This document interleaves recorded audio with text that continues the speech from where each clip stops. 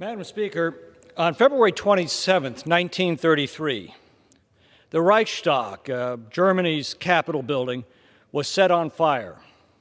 Who was responsible remains in dispute even today, but what's undisputed is that the Nazis, barely holding on to power in a coalition government, used the attack to besmirch their political opponents, consolidate their grip on the government, arrest hundreds of political opponents, and ultimately rescind the due process rights and fundamental freedoms of the German people.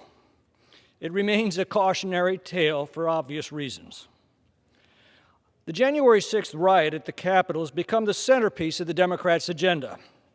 No other issue facing our country, not the worst inflation in 40 years, not the highest gasoline prices in history, not the fastest increase in homicides ever recorded, not the historically unprecedented illegal mass migration across our southern border, none of these crises has commanded prime-time congressional hearings from the Democrats.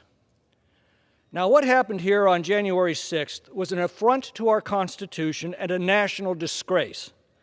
Those who entered the Capitol with the intent to disrupt the counting of electoral votes deserve to be denounced by their fellow citizens and prosecuted to the fullest extent of the law. More importantly, questions involving the authority of Congress to refuse to count electoral votes, or why adequate security was not present to protect the Capitol, or whether there were conspiracies to break into the Capitol, are all important to resolve to assure that this never happens again. What's unfolding instead is a sick mockery of the principles of fairness and due process that this House is founded upon. It promises to discredit those proceedings and to dishonor its participants. Congress has a time-honored process to get at the truth.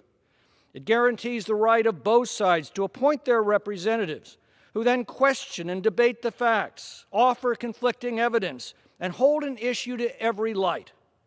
For the first time in the history of this institution, the Speaker arrogated to herself not only the selection of the majority members, but the minority members as well, thus assuring only one side, her side, could be heard.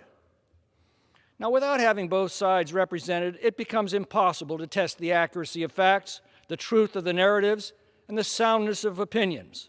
And it robs the process of the credibility that's a necessary prerequisite to legitimacy.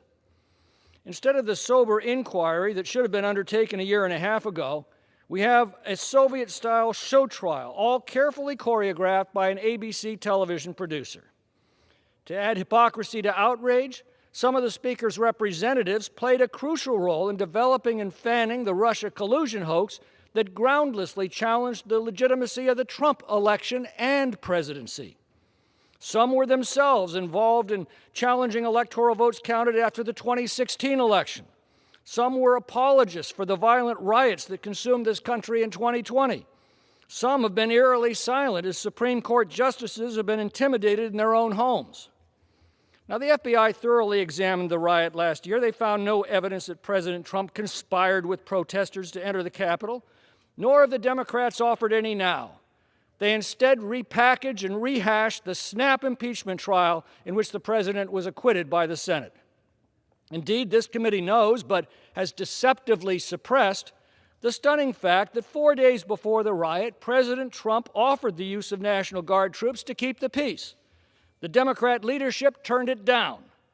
Now, do they really expect us to believe that the same guy who meticulously planned the riot also authorized the National Guard to prevent the riot? This is insane.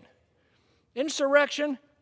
The constitutional process immediately resumed once these yahoos were kicked out of this building. Do the Democrats actually expect us to believe that some lunatic wearing buffalo horns was moments away from seizing control of our government? The narrative cannot survive in open debate, and the Democrats know it.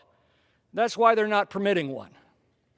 Now, our institutions are strong because they're backed by the common sense of the American people. Our traditions of due process and fairness are too deeply ingrained in the American character to succumb to this madness.